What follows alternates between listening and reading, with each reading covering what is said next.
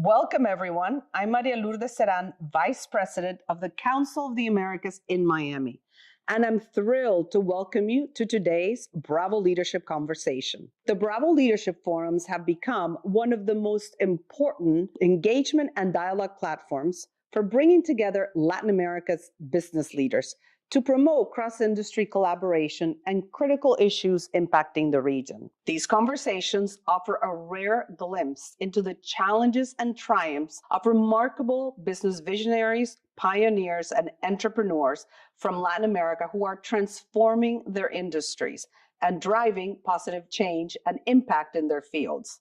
This year, we're making these conversations into a special series you can watch on YouTube, LinkedIn, or as a podcast subscriber. Today, we're here at 680 Park Avenue, our headquarters in New York City, hosting two distinguished leaders, Andrés Gluski, President and CEO of the AES Corporation, and Shannon Kellogg, Vice President of Public Policy for the Americas at Amazon Web Services. They will dive into a fascinating conversation on powering AI in the Americas and how AI intersects with the energy industry. As AI has the potential to transform industries, spark innovation, and influence socioeconomic landscapes across the Americas, today's discussion offers an exclusive perspective on how influential leaders are embracing AI within their organizations and the opportunities for advancing sustainable growth and innovation. Before we begin, I want to thank our sponsors and partners, the Inter-American Development Bank, the AES Corporation, Atlas Renewable Energy, Chubb Latin America, Amazon Web Services, Inter & Co., Grupo Mariposa, Grupo Promérica, Moody's, Salesforce, SAP, BlackRock, and FedEx, as well as our media partners, America's Quarterly, Bloomberg Linea, and CNN en Español. And we hope you will join us in Miami on October 30th for this year's Council of the Americas Symposium and Bravo Business Awards, where you can meet many of these visionaries in person. Visit our website at www.as-coa.org/Bravo2024 to register. Thank you, and we hope you enjoy today's conversation.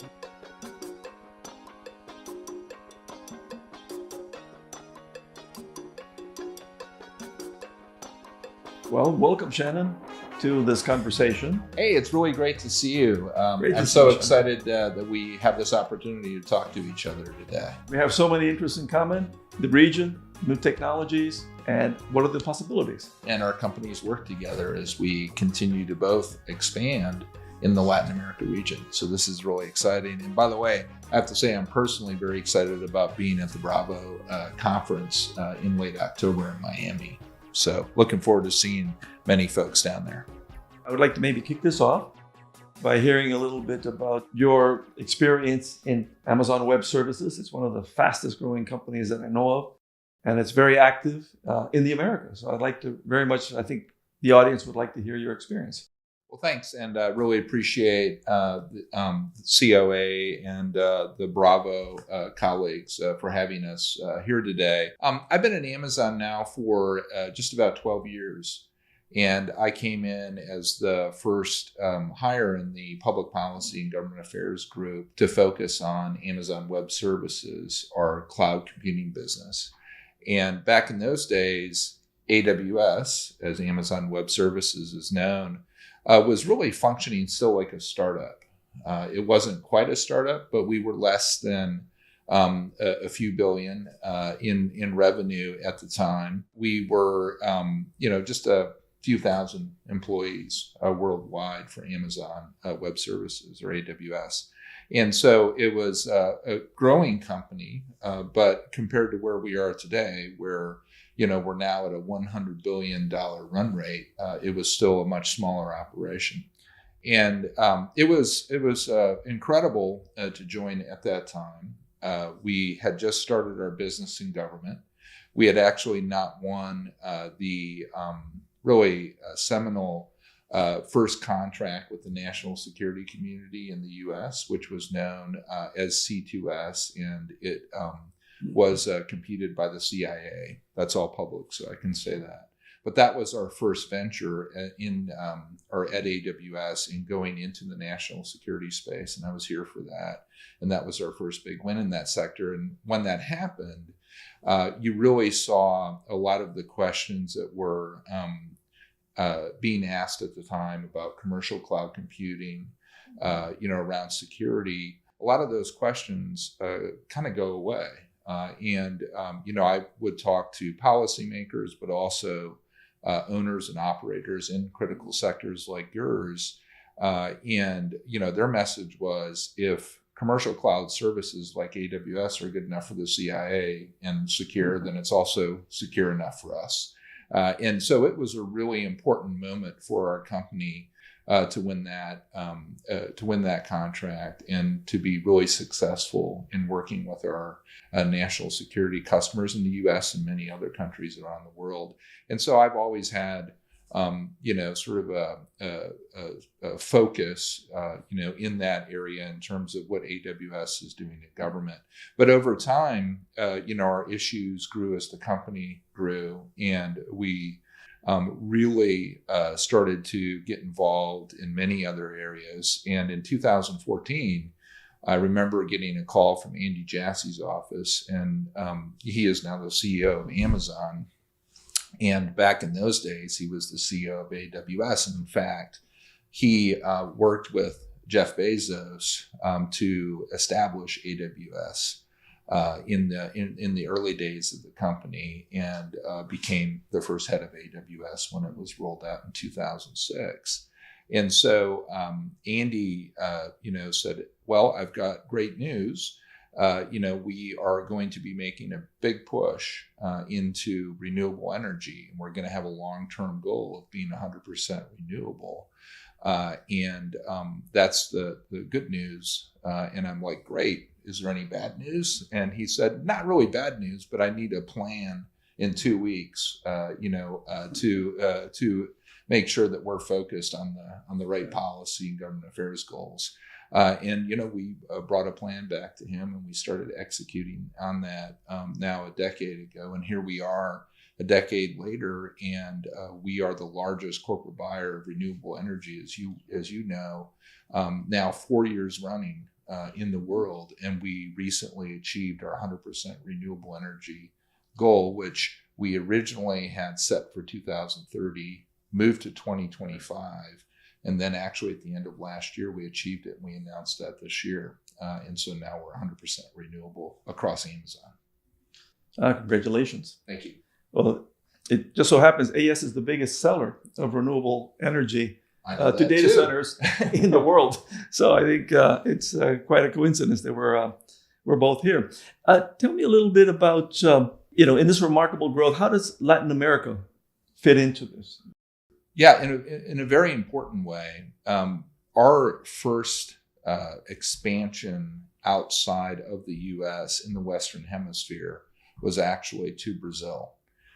We had what we call an AWS region, an infrastructure region. So that's a cluster of data centers in Brazil before we had one in Canada. And before Mexico, we actually just announced a large expansion in Mexico. Earlier this year, I was in Mexico City for that, and we're going to be investing $5 billion US dollars in expansion there with a new infrastructure region. But in Brazil, we were there in 2011, and so pretty early days. And we've grown that business substantially over the years. I was actually just in Brazil in September to lead an announcement of a new expansion in Brazil. We had already, for AWS, invested $3.8 billion US there in the last decade or so, and we announced another $1.8 billion US dollar expansion in the country in September. And so we're continuing to grow that business substantially. We've been there for a long time. Of course, we're always looking, for other opportunities throughout the region to put infrastructure in. The investments that I mentioned in Mexico and then earlier in Brazil, those are heavier data center infrastructure footprints, our largest, that we have. But we have other lighter footprints. We have local zones in a number of countries throughout the region. So this is some infrastructure. It's not as heavy a footprint as we have in Brazil and we'll have in Mexico, but it's substantial in the tens of millions of dollars in investment in a handful of countries throughout the region. And then we also have what we call edge sites. So if you're a Netflix customer, which has long been running on AWS, and you're in Argentina, or you're in Chile, or you're in Colombia, you want a seamless experience. And so we'll have edge infrastructure in those and many other countries to provide that seamless experience of local content, downloading and viewing. And so we have those edge sites all over the world, including throughout the region.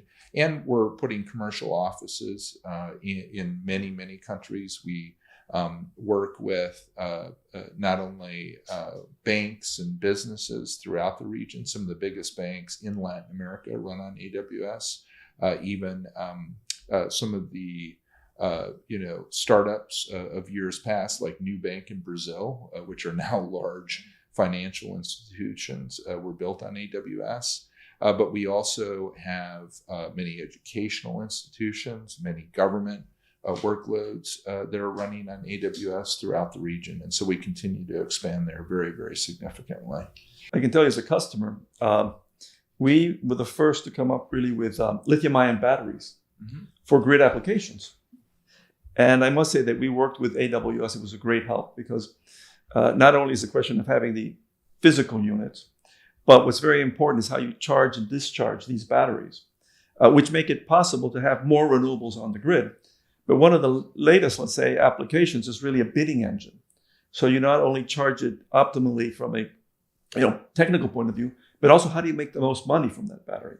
And I must say that AWS worked hand in glove with us to really come up with probably the most used bidding engine in markets like California, Australia, which are very competitive. So yeah. I can vouch that you work with startups and really help to get these products into the market. Well, we appreciate that, and we appreciate our partnership with AES as well. If I may actually use this as an opportunity to ask you a question, Andrés, when you look at the region, throughout Latin America, what are some of the big trends that you see from your standpoint, being a leading energy provider? First, Latin America, most of Latin America, excluding, let's say, Mexico, is the greenest energy sector in the world because they're so blessed with hydros. And so actually it was a problem that they were too dependent on the weather many times in terms of what's the energy price. So right now in Latin America, you're seeing a huge expansion of renewables. So places like Chile, which had been totally dependent on fossil fuels, are having tremendous growth of renewables, and people are switching over. Brazil, again, a lot of hydro, but they have wonderful wind in the north. So there is a movement in Latin America to do more renewables. And actually, it's quite cheaply because they don't have tariffs on imports of solar panels or batteries from Asia. So actually, the cost is less in Latin America, all in, than it is today in the States. Now, Mexico is a different case because they don't have that amount of water. So in the case of Mexico, they have wonderful sun in the north and very good wind in the west, but they haven't been developing at the pace of other countries. Yeah, that's great to hear. And of course, we as a company are investing now more in some of the renewable energy projects in Latin America as well. If you look at the transmission infrastructure throughout the region, for example, in Chile, I know they're building the new trunk line to get some of that solar and renewable energy from the north, into Santiago and the other areas of the country. How are you viewing that across the region? The Chileans are obviously, investing in that space, but are other countries doing the same? Not all at the same time. Transmission is often a bottleneck. One of the things that interests me is how to use new technologies to make better use of the existing grid. So, when you think of an electric grid, first it's built for the peak hour. And the peak hour might be an hour or two a day. Yeah. Most of the time, half of the grid is sitting, let's say, underutilized copper wires. So how do you make this sort of Airbnb of transmission lines? And you mentioned Chile. We've talked to the government, and they have bids out, and I think we'll be doing it, is what we call grid booster, where you put batteries to take the renewables when they're produced, but transmit them over the existing lines on off-peak hours. And then you store up the energy at the other end and give it to the client when they need it. And this can save a lot of money and save decades of permitting. So that's one. The second is that we're doing it in the States. We have the biggest project in Indianapolis called Dynamic Line Rating. Mm-hmm. And it's, again, using all the intelligence we now have, is to put sensors on the wires themselves. Because not only is it not used at a continuous rate the whole day, but you have basically static line rating. So your transmission lines are rated for the worst possible conditions. So fortunately, it's not the worst possible conditions most of the time. So if it's not 100 degrees and it's 80, you can transmit more energy. If the wind is blowing and cooling off the wires, you can transmit more energy. If humidity is lower, you can transmit more energy. So basically, it's putting sensors on the wires and then using, basically software and saying, this is what you can actually transmit. So using that, for example, we've been able to put in projects that otherwise, would not be permitted. So it comes down to the regulators. Do they have a mind for the new technologies? Yes.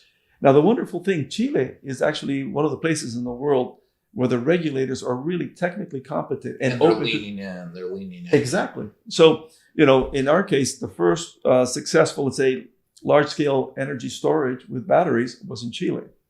This grid booster, we'll probably have it in Chile before we have it in the States. And just as an example, Chile had the first fully digital telecom network in the world. And it wasn't because they had a great network to start with. They leapfrogged. But so that's, I'm sure you're seeing it in your business as well. It's interesting. There are examples from Latin America where we can get things done there that we can then bring to the States. Yes. Yeah. No, those are some great examples. And, the push for grid enhancing technologies, which has that cool acronym GETS. Yeah, exactly. That is a really big area across Latin America, but also the U.S. and globally that people are really leaning into. One of the emerging technologies that seems to hold a lot of promise, as we look at modernizing grids, is how utilities like yours are leveraging artificial intelligence technologies. You want to talk a little bit about that? Sure. As I say, the growth of AI and the compute that it needs and the data centers it needs is, in a sense, in the States, it's making the system grow at a rate that it hasn't grown since the 60s. So that is a problem. The States is grappling with that because the States, basically the electric demand was basically flat. We were growing renewables. And prior to that, we were growing gas, but we were retiring coal. So if you look at the net, it was pretty flat. So now we're going to grow, and people are grappling with that. So as I say, AI is part of the problem, but it's also part of the solution. So it's very interesting, I think, that some very interesting things like material sciences. We don't have enough lithium-ion processing capabilities. We don't have enough copper. But AI, I'm sure, will come up with new materials, better wires, better batteries, a lot of things that AI will help us, but it'll also help us use the energy more intelligently. And so we're very involved in, let's say, in AI at multiple levels. So we've been using machine learning for some time, but now we're taking it to the next level. So we did, for example, projects of visualization of an entire network, which allow you to plan it better, dispatch it better. But AI allows you to run millions of simulations and say, okay, which is the best way? So now we have a JV with a professor in Stanford that we bring the applications, and his team really comes up with the AI system to how do you solve that problem? So these are problems like next day prediction of weather, predicting better maintenance. But now we're getting to more sophisticated things like how do you develop your projects more efficiently? Where should you spend your business development dollars? Where should you file for interconnection? Where should you lease land? Because, States is a big place. How do you decide Where's the best targeted? How do you best use your developers? So I am sure that within 2 years, the way we operate will be very different because of AI. And I think there'll be, kind of a big difference between those companies that fully embrace it and those that don't. And, we really appreciate the partnership with people like yourselves, because what we found, and we started this like 5-6 years ago, was that we don't come to you with a cookie cutter solution. You need this. Right. It's much better to sit down and say, what do you need? And you guys are very capable. So it's like we co-invent a solution. Yeah. So it's been a lot of fun co-inventing solutions. So yeah, and we love that partnership. And as you know, Amazon has been using artificial intelligence technologies throughout our businesses, not just AWS, but throughout Amazon for over 20 years. And so we have a lot of lessons learned. So it's very fun to work with you guys, because there's so much smarts there, honestly, and so many experiences that, if we are able to, but we know like the electric sector, we know the technology of the electric sector, we know what problems we want solved. So it really is a great partnership, coming together and making it happen. And that's going to be necessary to meet the challenge of the data demand needs. Yeah. 100%. So I'm convinced that, you hear a lot of talk, it's going to be impossible, et cetera. No, I think it's entirely possible, but I don't think it's possible if it's just repeating what you already have installed. Yeah. So if you look at the amount of transmission needed, it's not going to happen. But now if you use smarts, it can change. Now, AI can also go to how we use the electricity. California is an interesting case. California's GDP is like doubled, and its electricity use has basically been, prior to the data centers, let's say almost flat, by using it more efficiently. There's a lot of talk about electrifying everything. And then people say, well, it's going to just, balloon energy demand.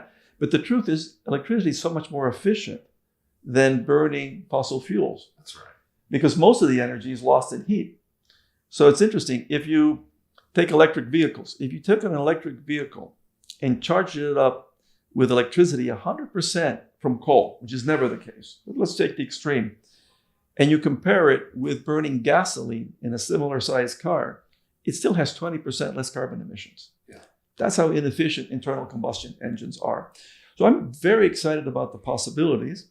And as I said, AI and companies like Amazon are part of the solution. Yeah. Without you, yes, then these things become impossible. Yeah.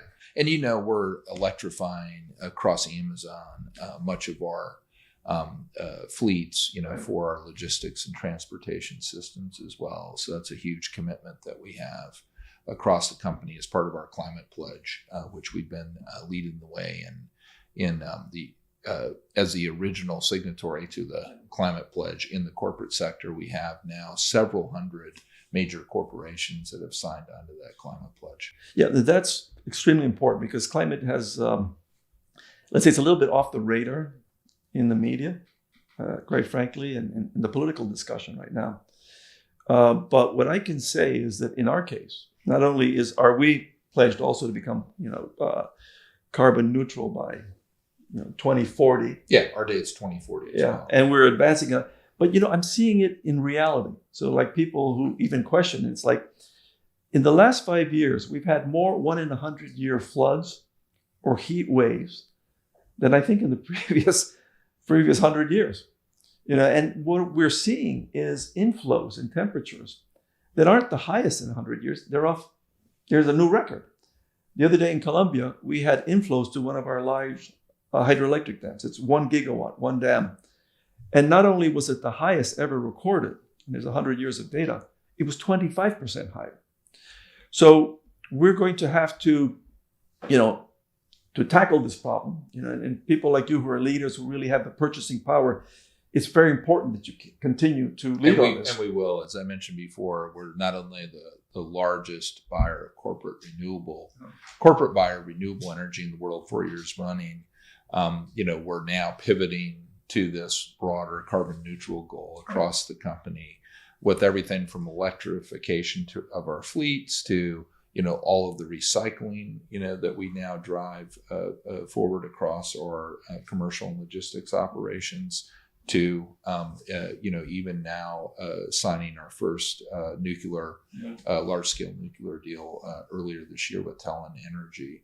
And that was the first of its kind, in our industry. So we're trying to be innovative and creative across the company as we try to achieve these goals that will take us to carbon neutrality.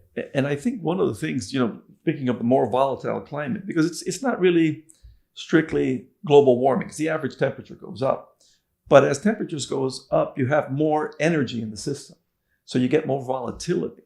And that's what I think people have to realize. Yeah. You get more highs and you might get more lows. You might get more polar vortexes.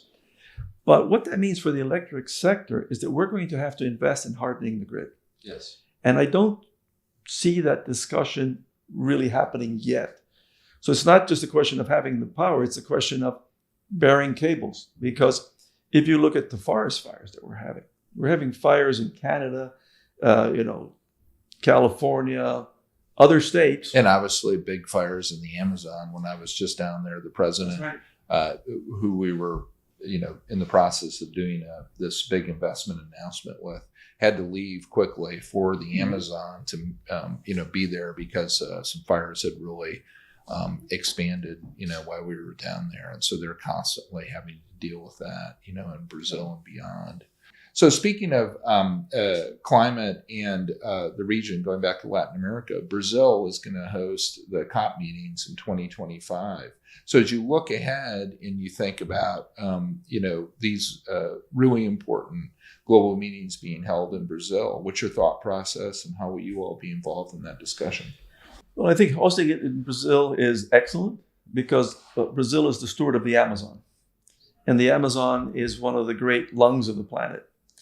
And it is having, climate change is having an effect on Brazil and on the Amazon. It is drying out. You're having fires where you never had them before. And Brazil has assumed, once again, a leadership role in this. So it's very important to have countries like Brazil give an example and not just have, let's say, countries where that have hosted it in the past, be it, Western countries or have it in the Middle East. I think it's very important to move it to a place like Brazil. Yeah, the future of the Amazon is so critical to all of us, throughout the world. And companies like ours, and I'm sure you and others, are contributing in different ways to the preservation of the rainforests, in the Amazon. We're part of the Leaf Coalition, which is an important group whose mission is very focused on rebuilding, the forests in the Amazon. So, but there's two interesting stories. One of our founders, Roger Sam, back in the 80s, AES built a coal plant in Hawaii because that was the only technology which worked and was cost efficient, but voluntarily bought a piece of rainforest in Paraguay to offset the carbon emissions. And then we were suddenly contacted by an NGO, environmentalist in Paraguay, saying, look, you have the last remaining native rainforest in this part of Paraguay. And, how can we preserve it? How can we use it to reseed certain parts of Paraguay?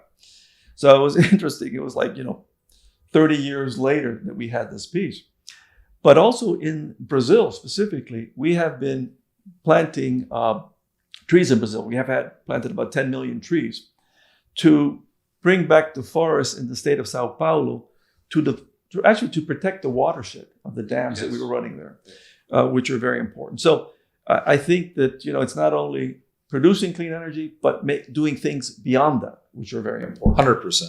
And I hope others, that are watching this today, other corporations will join you and us in, supporting these event activities, whether it's the programs that you're pursuing in Paraguay and Brazil, or the work that we're doing with the Leaf Coalition. I mean, these are really important efforts to work together, to make sure that we're helping to lead to the preservation and rebuilding of the rainforest.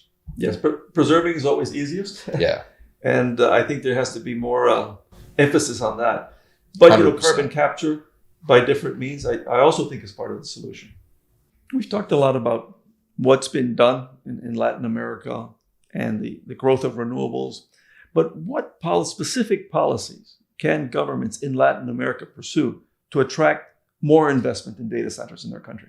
And there are a number of countries in the region that have been, developing national data center strategies and plans. For example, earlier this year, I was in Chile meeting their national government, and they have a process underway right now to. Their goal is to double the number of data centers in Chile over the next several years. And so they're putting together a very comprehensive strategy to do that. They and other countries know that in order to attract and sustain data centers, especially as we go into this next phase of the AI revolution, that they need to have a energy strategy as part of that. And they know that companies like ours and others in the industry are looking for clean energy. And so in addition to just having energy capacity, how can they make sure that they're building renewable energy capacity and the transmission infrastructure to get the renewable energy sources into other parts of the grid in their countries? And so there's a lot of thought throughout the region. I was also in Argentina, and it was around the time that their president had been in the U.S. and was positioning Argentina as a future potential AI hub. And of course, he was in Silicon Valley and has talked to a number of our companies, to try to sort of reposition Argentina in this technology revolution. That Brazil has become a center of activity both for data center investment as well as around AI. And there's a lot of discussions that are happening both to incentivize investment. And by the way, we just, as I mentioned, announced this new $1.8 billion expansion in Brazil, but also in Brazil, Argentina, Chile, a number of countries are in discussions on what to do from a regulatory standpoint too around artificial intelligence, and particularly looking at generative AI. And so Chile has active legislation.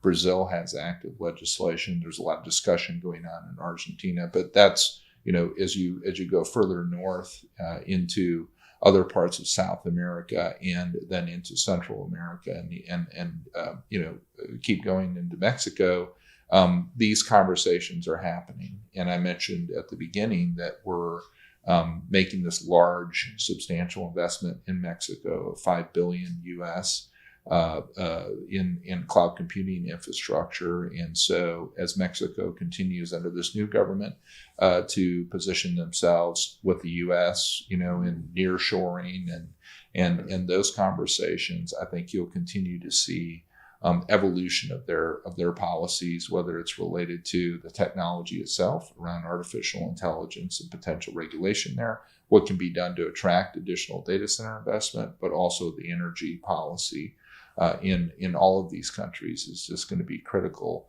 for the future of data center expansion, cloud computing evolution, and for these countries to position themselves as AI hubs. So Andrés, as you look at how countries are positioning themselves to attract data center investment and to get more investment from a range of companies, including ours, energy becomes essential to this conversation, especially as countries throughout the region try to position themselves as AI hubs in the future. Energy, energy, energy. That is the new currency of the 21st century. And countries really need to be thinking about how they're going to generate long-term and how they're going to have the transmission infrastructure in place for the long term, including for clean energy and carbon neutral solutions. And then, as you said earlier, making sure that those grids are modernized over the next several years and using the GETS technology to get there. I mean, that's absolutely essential. Energy, energy, energy. Well, I think we're both bullish on Latin America's possibilities. I think maybe to end, there's one project that we're working jointly, which I think is very exciting. It's in California. It's the largest solar energy plus battery project in the US. It's 2 gigawatts altogether, given the size of the dimensions of the energy that you need. And we're using the first AI-enabled robot to build parts of it. And I think this is very important because solar panels weigh 65 pounds. There are very few people who can do this for 6 to 8 hours. But anybody can monitor a robot, and it can work 18 or 24 hours. So bringing this type of technology, I think, will be key for Latin America so that it can be competitive to bring in those data centers and create jobs. And also all the changes that AI and using these new technologies will bring to those societies. Yeah, it's very exciting to work with you all on that project. And I think there is a lot of possibilities we look ahead to Latin America, for the region to really take advantage of working with companies like ours to deploy these technologies in different innovative ways. And my, going back a little bit to the regulatory conversation, my advice to countries who are looking, to put regulatory regimes in place governing AI technologies, including generative AI, make sure that you're looking at this through that risk-based lens. What are the most critical risks that you're trying to address?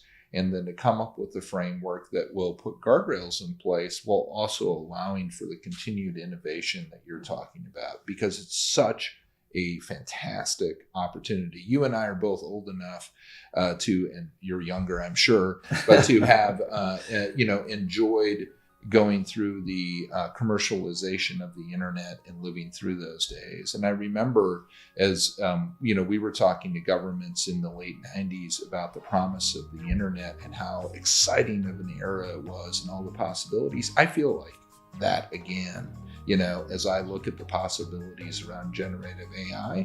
But I also know, we have to have active discussions about the most pressing risks and do our best collectively to partner with governments to make sure that those risks are addressed, while also transforming regions like Latin America, to be a big part of this story. And I'm really, really excited about the possibilities in the region and continuing to work with you all. Well, thank you very much. And thank you all for listening to us. Thank you.